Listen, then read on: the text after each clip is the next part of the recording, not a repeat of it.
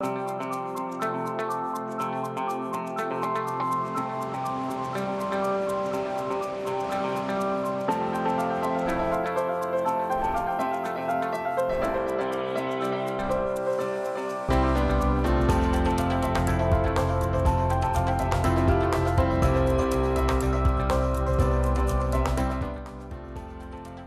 afternoon. Thanks for joining us. Across the Fence, I'm Fran Stoddard.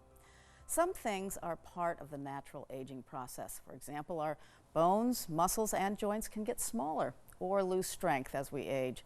On the other hand, some things are not part of normal aging. As we'll focus on today, falls are not normal. In fact, you may have heard the expression that leaves are supposed to fall, but not people. To find out more about preventing falls and ways to improve our balance, I'm joined this afternoon by two guests. Ella DuPont and Sherry Pigeon are both registered and licensed occupational therapists, and they are certified aging in place specialists. Thank you both for joining us today. Thank you for having us. So, Ella, there's a special emphasis on falls prevention this time of year. Tell us about that. Sure. The week of September 20th to 24th is Fall Prevention Awareness Week. As you said, in autumn, leaves should fall, but not people. For a number of years, the National Council on Aging has organized a nationwide effort to raise awareness that falls among older adults are preventable. So as Vermont Occupational Therapists, we're members of the Falls Free Vermont Coalition, which is a group of healthcare professionals and agencies that work together to prevent older Vermonters from injury through falls. So this year, during the week of September 20th to 24th, there will be a variety of activities, both in person and virtually, to educate older Vermonters about how to stay strong, healthy, and prevent falls. Okay, awesome. And I've heard that the primary cause of significant injury at home for older adults is due to falls. Is that true? Yes, falls at home are the leading cause of significant injury and death for older Americans. The place that most falls occur is in or near the bathroom, and most falls occur at night between the hours of 12 and 4 a.m. According to the CDC, 1 out of every 4 older adults will fall each year in the United States, making falls a big public health concern. And 1 out of every 5 falls leads to significant injury, often involving broken bones and head injury. So my focus as an occupational therapist and aging in place specialist is to help older Vermonters prevent injury due to a fall. Wow. So Sherry, what are those common factors that can prevent falls?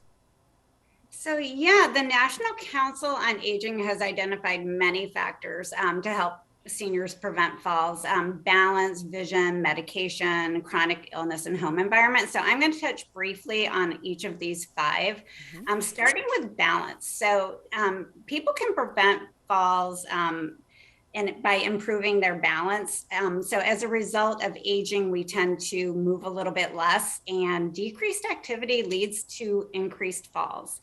Things that you can do: grab a couple walking sticks, your walker, your cane, a friend, and go for a walk. That's a great, easy solution to trying to get more activity into your routine. You can also join a Tai Chi class, a yoga class. You can find a physical therapist or an exercise trainer. The most important thing is to get moving and to stick with it. Next on the list would be vision. So after the age of 50, it's recommended that we get our vision checked annually. If you get a new prescription, be really careful if you get into new progressive lenses or bifocals, especially on uneven ground. Sometimes people can have a trip or a fall, so that's something to be really aware of. The third one is medication management. So some medications have side effects that can cause dizziness or drowsiness. You might be on one medication that works fine, then you introduce another medication, and this could lead to dizziness and cause a fall. So this is a great time to talk to your doctor or your pharmacist. Typically, medication should be taken with food and on a set time schedule. So people should think about setting up a pill box to help them manage their medications. The fourth one is management of chronic conditions. So 80% of people 65 and older are diagnosed with a chronic health condition.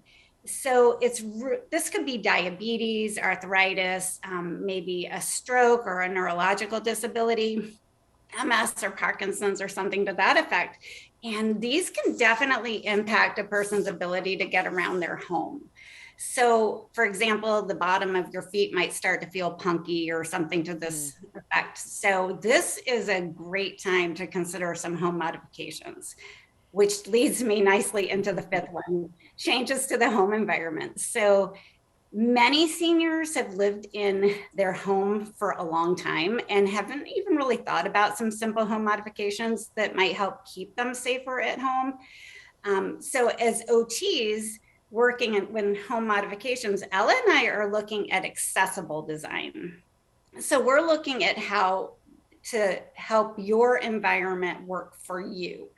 So what we're going to try to do is help people find low cost, high impact home modification solutions. Okay, so we're going to get to some of those modifications in just a minute. But as occupational therapists, what type of training do you have in this area of falls prevention and home modifications for older adults, Ella? Well, occupational therapists are medically trained health professionals who work with people to improve their everyday functioning and independence throughout their lifespan. An older Vermonter's occupation involves getting up in the morning, brushing their teeth, bathing, dressing, using the bathroom, getting meals prepared, moving around their house, and standing and sitting to do activities that they enjoy.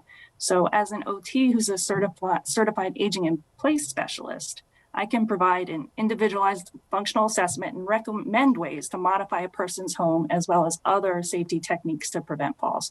So I work with the client, their family, if they'd like that, other health professionals, as well as contractors, carpenters, plumbers, and electricians, and other people in the building trades to offer the best solution for a person to allow them to be as safe and independent as home as possible. So when should we start thinking about doing home modifications and safety techniques for older people and their families? The sooner the better. It's never too early, whether someone is in their 40s and 50s and want to think ahead so that they can stay in their home, or if they're generally healthy and want to plan for a future where they can stay that way. Occupational therapists can help assess your home environment to make it fit you in all the stages of your life. So it's a huge problem when a person is discharged from a hospital or a facility with a mobility problem after a fall and the person's home is not yet modified. They can't function independently in their daily activities at that point. And home modifications are also great because they can prevent a person from falling again. Right, and I know we put a banister in our stairwell finally, and we use it all the time. So, Sherry, what are some of the steps that you would take in a home modification assessment? So, as an occupational therapist and an aging in place specialist, I'm going to start by evaluating the person, the people living in the space.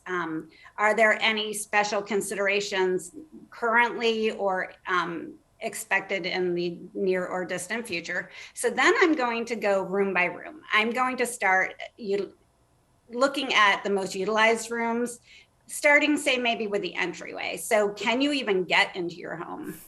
Might you benefit from a ramp or a lift? How are the railings on the stairs? How's the surface that you're walking on? Is it non-skid, non-slip? So then I would move on to the bathroom. Is the door even wide enough to get into if you're using a walker or a wheelchair? Can you safely access the tub? Might you benefit from rails, grab bars? Can you get on and off the toilet easily? I'd move on to the kitchen. Is there enough space to move around in the kitchen? Can you open the oven door safely if you're sitting in a wheelchair? Right? So the bedroom, where is your bedroom? Is it upstairs? Do you need a stair climber, possibly? Or could we find a space on the main level to create a bedroom? Is there enough space to move around the bed if you're using a walker or a wheelchair? I would definitely encourage people to have a night light in between the bed and the bathroom for at night to help prevent falls. The laundry, frequently in New England, we put the laundry in the basement. And now you can't get up and down the stairs, never mind with a launder basket. So is there a spot upstairs on the main level where we could hopefully try to relocate a washer and dryer? And then lastly, I tackle what I've deemed the nesting space, right? So that space in the living room where people sit in the recliner in front of the TV and stuff accumulates, right? So you got your remote controls, your shoes, your lamp, your tablet, just stuff. That clutter can, and all the power cords can definitely become a hazardous situation and a fall situation for people. So we're always encouraging probably some shelving and tables and ways to try to organize that clutter so that you can keep that path from your nest, your recliner, to the bathroom, to the bedroom, to the kitchen, those pathways clear of clutter to help prevent falls. Fantastic. And this doesn't sound like these are really expensive modifications, Ella. These are fairly affordable? Yeah, home modifications don't need to be costly. If it's a larger modification, the costs can be spread out over time. And as Sherry mentioned, there's some simple low-cost modifications that can be really easily addressed. Increasing the lighting throughout the whole house, especially at the top of the bottom of the stairs, isn't expensive, but can give you a lot of bang for your buck. Again, motion detecting night lights are great and very inexpensive at your local hardware store or online, and they can save a person from falling at night. As you mentioned, having 2 stair rails instead of 1, having a good solid banister can be very helpful to prevent falls. And if stairs are made of natural wood, textured stair treads can be used to reduce the risk of falls. And even when walking between rooms, it doesn't cost anything to pick up rugs or reduce clutter on the floor. And wearing non-slip footwear is a really key, inexpensive solution to prevent falls. Terrific. Yeah, I just heard rug on rug it can really be a problem.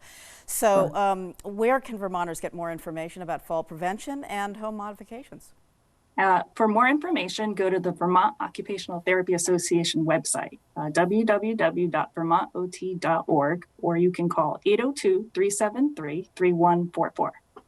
Okay, terrific. Well, Ella and Sherry, thank you so much for this information, helping us really think about falls and preventing it, and working on our balance every day if we can. Thank you so much. Absolutely. Thank you.